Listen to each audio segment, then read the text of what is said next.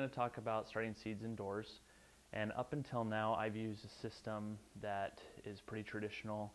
Just take some potting soil, put it in a pot, put a seed in it, and grow it under some lights. Well, I have been learning more about soil block making, and this is the first year that I've tried to do it, and I wanted to put it on the website, show you guys a little bit about what I've done and the success that I've had with it so far. So these are some examples of soil block makers. This is the mini block. Has 20 different squares, and they're really, really small. And you'll notice this little dimple that it automatically makes for your seed to put in. This is for just the very beginning of it. Traditionally, you're not going to leave your plants in this if you're going to pot on, or you're going to plant them directly from the mini block out into the soil, depending on the seed. When you want to pot them on, or you can start a seed in these larger soil blocks. This is the 2-inch soil block, and again, you'll see the dimples here, and it makes 4 at a time. When you start with these mini blocks and you want to pot them on to these larger blocks, you can just take these inserts, and the inserts will screw on and replace these dimples, so that when you make a block with the insert, this mini block will fit perfectly into the new soil block. Here's an example of a soil block that we've made. You see the dimple. There's also a 4-inch block that has a block the same size as this 2-inch, and that's for potting on things like your tomatoes that are going to get a lot bigger. I do not have the 4-inch block. It's a little over $100, and I'm not going to invest in that this year because this is my first year doing it, and I want to experiment and see how it is. So the soil that you're going to use is a particular recipe that comes from Eliot Coleman, and doing most of the research I've done on soil block making, it seems like everybody uses this recipe, and I have no problem with it, and I think it's great. So one of the main components is peat.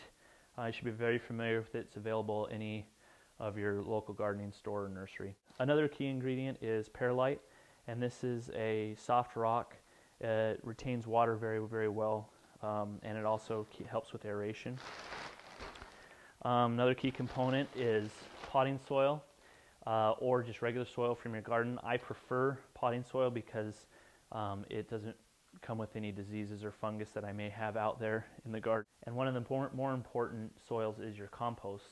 I don't have a big compost pile, but normally if you can compost your own stuff, even better to use. So I just bought my compost this year. Then the last key ingredient is what's called the base fertilizer. And this is something that's already pre-mixed. Eliot Coleman in his recipes talks about each thing individually: alfalfa meal, blood meal, bone meal, colloidal phosphate, things like that. But I've kind of got it all together in this mix. It's called a tomato and vegetable mix, but it comes with all of those things like bone meal, blood meal, alfalfa meal, kelp meal. So all of those key ingredients are in this mix. The last thing is lime. He uses a little bit of lime. I don't need to use lime here. Our pH is way too high anyway, so keep that in mind. If you have a very high pH, you will not need any lime. So once we've made the mix, now we need water in it to kind of hold it all together. You want about 1 part water to 3 parts soil, but you'll notice it's pretty watery. You want kind of an oatmeal type feel to it. You can see how it still will fall apart, and it's not just dripping water. However, if I compress it, it's going to stay, and it's going to squeeze out water. So that's kind of the consistency you're looking for. So let's make our soil blocks. The key to making soil blocks is you want a lot of compression, so you want to push in and get all the way down to the bottom so it's flat. But if you pull straight up, the suction might pull them right off. It didn't on that time. But when you push it down all the way flat, and then you want to kind of tilt a little bit and pull back at an angle. You don't want to do it all at once because the suction might pull them out. And then I do this 2 or 3 times depending on how good I feel the compression is. But once I feel like I've got a nice compression, I see water soaking through the top of it, then I pull out my soil blocks, and then I'm going to put them in our tray, and then you just squeeze down, and there's your soil blocks. And so they're fairly easy to make.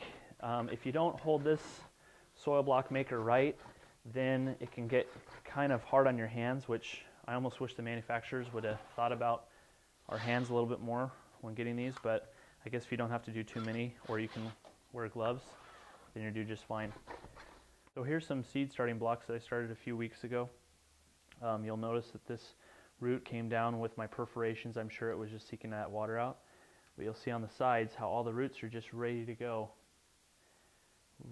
waiting to be planted out there, and they're not coming out of the sides and they're not root bound. They just want to get right into that soil and go, and that's considered air pruning. See, this lettuce is vibrant, healthy. The organic soil was sufficient to feed it. I didn't have to use any liquid soluble fertilizers. And you can kind of see how it's falling over, and that's just due to the nature of this dimple around the stem. And so once I transplant it, it'll be just fine and stay sturdy and straight. For more information on starting seeds indoors, which is critical to this process in terms of light requirements and things like that, I have other videos available. But you want to make sure that these plants are going to get sufficient light. They're going to need to be hardened off before they go outside, and you're going to want to keep these moist. You never want them to dry out. And the way I water them is I just water them underneath, and they'll pick up the right amount of water that they want. You'll see that this is nice and moist. It's going to always be that way. For more information on any of this soil block making or seed starting or any of that, go to veginag.com.